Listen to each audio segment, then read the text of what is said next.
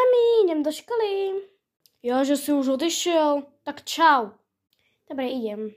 Je 7:59? Však to nestihnem ísť do školy. Školský autobus, stojte!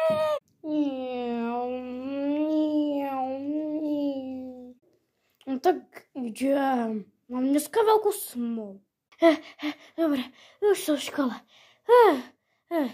Dobre, deti, dneska máme písomku z matematiky.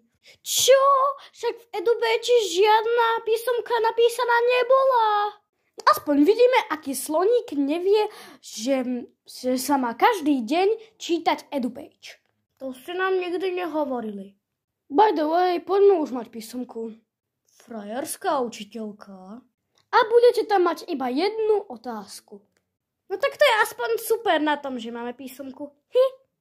Tak, tu máš. Áno, a už píš konečne. Ok. Čo tak asi tak bude za písomku? Však to je easy. Ha! Tak poďme napísať, čo tam bude. Tink. Tu máte, pani učiteľka.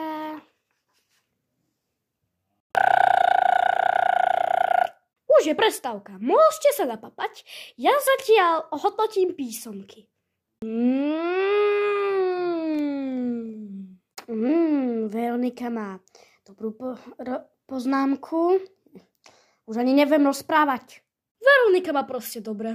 Máme ďalej. Stelku, tej dám tiež jednotku. Ona je taká dobrá v matematike. Prepáčte, ale ja som nechcela povedať matematika, ale slovenčina. Prepáčte. Sloník. To mal celé zle pre Boha živého. Tak toto je hnus. Sloník, dostal si pečku. Počkaj. Čo? Tu som moje obľúbené jedlo. Idem domov. Toto sa tu nedá vydržať. Počkať. Kde je môj domov? Sadnem si po tento obchod. Tak si tu sadnem. A budem tu sám. Šéfko, konečne ideme domov, že? Áno, policajti nikdy nespia. No to je pravda. Šéfko, pozri, tam je nejaké decko. Áno, tak poďme sa na neho pozrieť. A tu ty sám, ako? Neviem, kde mám domov. Ja poznám, ty si sloník, že? Áno. Kde máš domov? Poď za mnou. Hej! Zlatí, konečne si tu! Mami!